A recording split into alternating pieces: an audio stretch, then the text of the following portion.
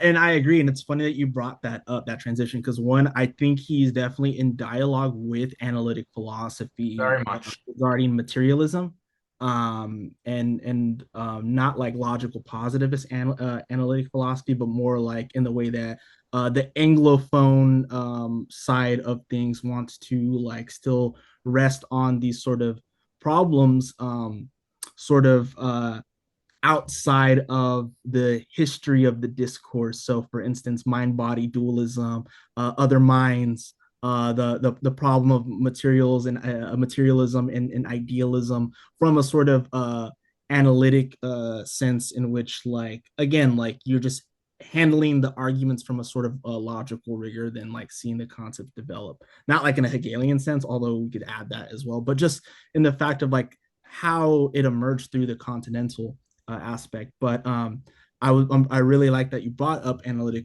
philosophy, because I actually watched your recent talk with, I think it's Michael Porter. Yeah, and you know we're obviously going to talk about Lacan, and yeah, that book He right there. wrote I this definitely really want good to book. read I that. do really recommend it, even if you're not interested in like, logicism and Frege and Russell, but like just let's call it as a work of history of analytic philosophy. It's really cool read. Yeah. Anyway, sorry, go ahead. Yeah, no, no, I agree. I definitely want to check him out. I really loved what he said though, and why I like the analytic philosophy bit is because we come to think of Lacan, since our talk is going to be mainly about psychoanalysis and Lacanian psychoanalysis. Lacan oriented within like the substratum of a continental thought, French theory, post-structuralism, postmodernism. But when you actually read Lacan's seminars, he's indebted, of course, to Freud. But he is drawing from many thinkers, of course, Hegel, but mainly the analytic tradition. He's influenced by Quine. He's influenced by Russell. He's extremely influenced and in dialogue with Wittgenstein. And you'll see this throughout the entire seminars, including the later ones. And then, of course, in one that's recently being published right now. And it's in English from the Cormac McGallagher side, but it's a text by him called Liatoldi, um, which is written in axiomatic form, almost like a sort of Spinoza's geometry type thing, which the basic premise is regarding that of the axiom and discourse. And fundamentally, the root of the axiom is it does not go without saying, right? Pretty much psychoanalysis does not go without saying. That is, if we could be reductive, the core tenet of the logic of psychoanalysis, and pretty much combats Wittgenstein on the level of sensibility, whereas he's dealing with sense, senselessness, and nonsense. And the late Wittgenstein obviously is dealing with language games to the point where philosophy is just another language game.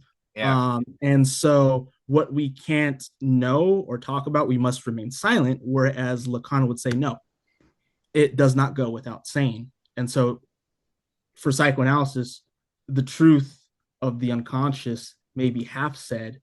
You can't say it all, but it does not go without saying. And thus, if you read or if you watch the interview on television, he says, the infamous quote, "I speak the truth, or at least I try to. It's impossible to say the whole truth. You can't say it all."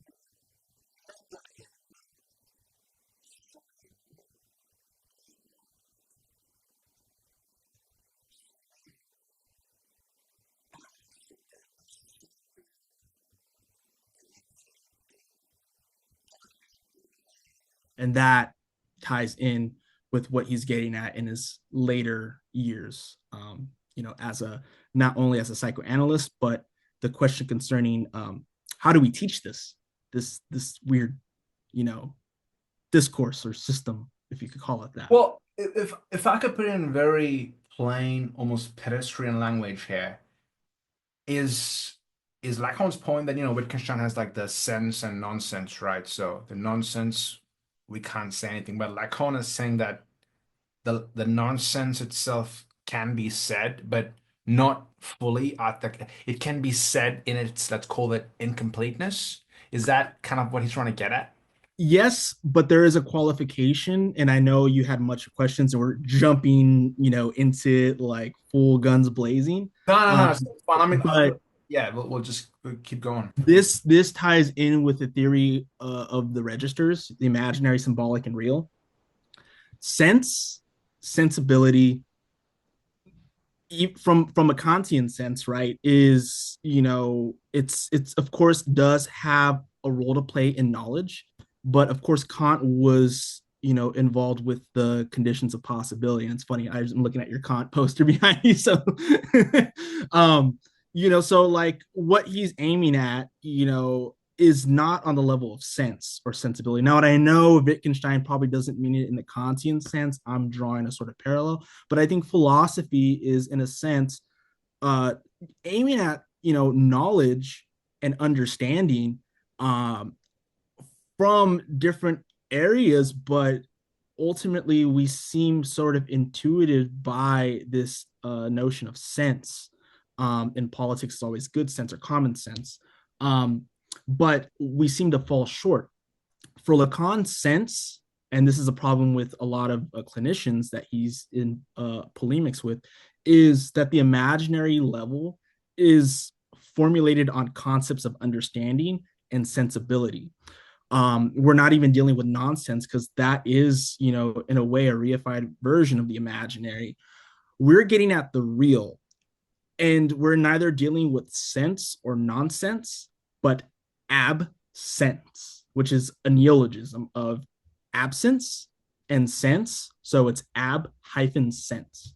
And then he plays on with it with ab sex, which, because what psychoanalysis is investigating is, the infamous "there is no such thing as a sexual relation." And Yeah. so we are at the interstices of the impossibility of formalism and formalization, right? Um, and this is where absence is, the ability to formalize the impasse at the side of formalization, right? So that is what the real gets at. And going back to analytic philosophy, what he liked about analytic philosophy, and especially like Quine and all these other thinkers, was like, trying to grapple with mathematics and logic. And Lacan wants to bring mathematics and logic back, into a relation, because he believes that mathematics is able to account as a writing, the sites of impasses, but also to create new writings to account for those impossibilities. And so why does this matter, right? It's not just heavy jargon or Lacanians being esoteric or obscure. What we're getting at is something that can't be formalized or placed on a level of understanding, and it is Freud's discovery, the unconscious. Unconscious. Yeah. The unconscious is Yeah. is not some Jungian No. No. archetype, nor is it this sort of internal cauldron of instincts and all these fantasies. It's something that is in the gaps of speech, and as the infamous aphorism is, the unconscious is a structure like a language, and it is like a language, it is not a language. And that it does involve writing, because one, the analyst is writing everything that the patient is saying.